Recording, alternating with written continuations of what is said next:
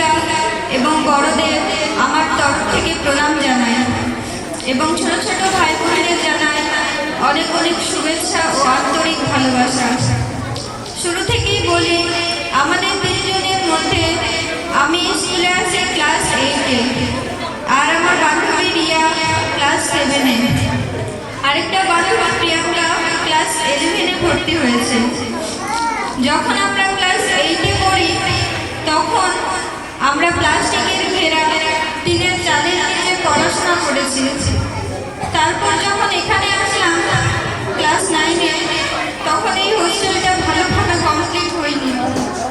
এখানে চারিদিকে টিনের ঘেরা ছিল, মাথার উপর টিনের চাল। এইভাবে রোদ, ঝড়, বৃষ্টি সব সহ্য করেছি। আর আমাদের স্যার থাকতেন বাইরে একটা ছোট পুকুরিতে। এত কিছুর মাঝে আমরা ছিলাম খুব স্বাধীন, আর দিনগুলো খুব আনন্দে কাটাতাম। লকডাউনে আমরা হোস্টেলে থেকেছি। তারপর এলো মাধ্যমিকের আগে স্যার আমাদের পেছনে সবসময় লেগেই থাকতেন, কিন্তু আমরা সবসময় পড়তে চাইতাম না। খুব রাগ করতাম, কটূক্তি করতাম। এত কিছু জেনেও তিনি হাল ছাড়েননি, আমাদের পিছনে সময় দিয়ে গেলেন। ওনার পরিশ্রম আর সহায়তায় আর আমাদের পরিশ্রমে আমরা মাধ্যমিক পরীক্ষায় উত্তীর্ণ হলাম।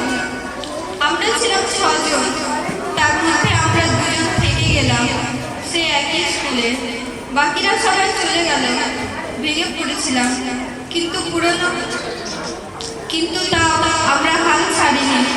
তখন পুরনো টিচাররা চলে গিয়েছিলেন, শুধুমাত্র থেকে গেলেন এবং আমাদের সাথে এখনো আছে সমীরণ স্যার আর মেরি ম্যাম। ওনাদেরকেও অনেক অনেক ধন্যবাদ। কিন্তু তারপর আবার নতুন ক্লাসে নতুন টিচার, সব কিছুই নতুন করে শুরু হলো। টিচাররা আমাদের ভালোবাসতেন এবং যত্ন করে বোঝাতেন, আর আমাদের জন্য অনেক পরিশ্রমও করেছেন। আর আমরা এখন উচ্চ মাধ্যমিক পরীক্ষাও দিয়ে দিলাম। দিনগুলো এত তাড়াতাড়ি কেটে গেল বুঝতেই পারলাম না। আমরা আপনাদের কাছে কৃতজ্ঞ হয়ে থাকব। আপনারা আমাদের কোনো বিপদে আপদে, সুবিধায় অসুবিধায় সবসময় পাশে থেকেছেন। সঙ্গে সঙ্গে না পারলেও যেভাবেই হোক আমাদের অসুবিধা দূর করেছেন। আজ আপনাদের আশীর্বাদে আমরা বড় হয়েছি, এজন্য আপনাদেরকে অনেক ধন্যবাদ। আমরা অনুরোধ করছি এভাবেই আমাদের পাশে থেকে সাহায্য করবেন। আপনাদের আশীর্বাদ আর ভালোবাসা যেন সারা জীবন আমাদের সঙ্গে থাকে। আজকের এই দিনে আমরা স্কুল, হোস্টেল, ভাই বোন, শিক্ষক শিক্ষিকা সবাইকে ছেড়ে অন্য কোথাও চলে যাব।